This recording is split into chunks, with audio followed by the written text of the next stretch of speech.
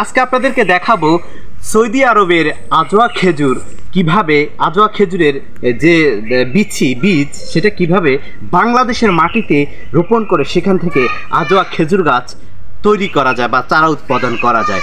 আমি চৌধুরী রাফিদ আলম রাসেল বরাবরের মতো আপনাদেরকে এরকম সুন্দর সুন্দর ভিডিও উপহার দেওয়ার জন্য চেষ্টা করছি। আমি গত 2 বছর আগে একটি আজওয়া খেজুরের মোট 10টি বিচি রোপণ করার পর আমার একটি গাছ টিকছে, এটা হচ্ছে আজওয়া খেজুর গাছ।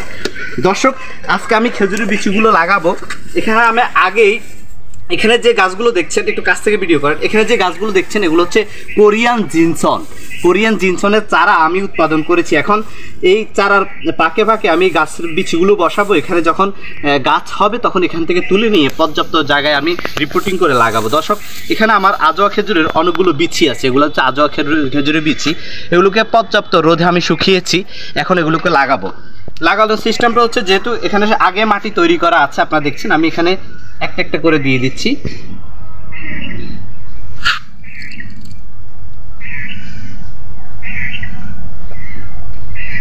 একটা একটা করে দিয়ে দিচ্ছি। কিছুদিন পর মোটামুটি এখানে চারা উঠে যাবে।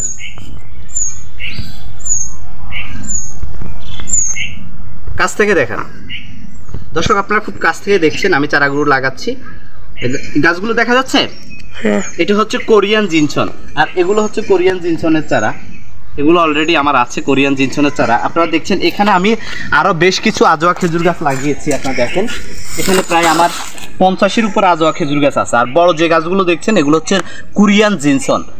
এগুলো আপনাদের শরীরের বিভিন্ন রোগ প্রতিরোধ ক্ষমতা বাড়াবে। কোরিয়ান জিনসন নিচে একটা মূল হয় সেটা খেলে। আর এখানে ভিতরে আপনারা দেখছেন যে আজওয়া খেজুর গাছ, এখানে প্রায় 50-এর উপর আজওয়া খেজুর গাছ আছে, আগে লাগিয়েছি। এখন এই বীজগুলো লাগাচ্ছি। এগুলো হচ্ছে আজওয়া খেজুরের বীজ, একটা একটা করে লাগাচ্ছি চারপাশে, যাতে করে কোরিয়ান জিনসনের ক্ষতি না হয়।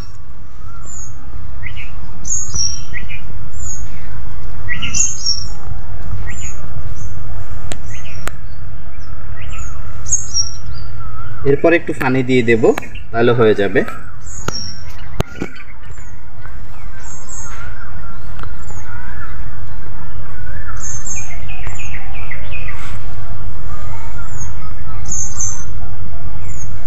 আমি বীজগুলো লাগাচ্ছি, আপনারা দেখছেন।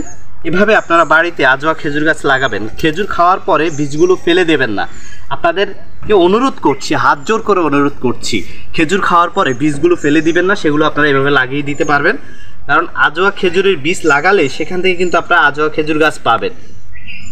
আপনি যদি খেজুর উৎপাদন করতে সক্ষম হন তাহলে আমাদের দেশের চাহিদা পূরণ করে আমরা বিদেশেও খেজুর রপ্তানি করতে পারবো। দর্শক, আমার খেজুর একটু কাছ থেকে দেখান। আমার মোটামুটি খেজুরের বীজ রোপণ করা শেষ। এগুলো হচ্ছে কোরিয়ান জিনসনের চারা। আপনারা যারা চারা নিতে চান কোরিয়ান জিনসনের আমার কাছ থেকে নিতে পারবেন। দর্শক, আজকের মতো বিদায় নিচ্ছি। আজ যাচ্ছি না, আবারও দেখা হবে এরকম ছাদ বাগান, মাঠ বাগান, মৎস্য এবং কৃষি পোলট্রি শিল্পের সফলতার গল্প নিয়ে আপনাদের সামনে হাজির হব। আজওয়া খেজুরের চারা আমার হাতে। আজকের মতো বিদায় নিচ্ছি। সাফল্য কৃষি, চৌধুরী রাফিদ আলম রাসেল, রামগতি, লক্ষ্মীপুর। আসসালামু আলাইকুম।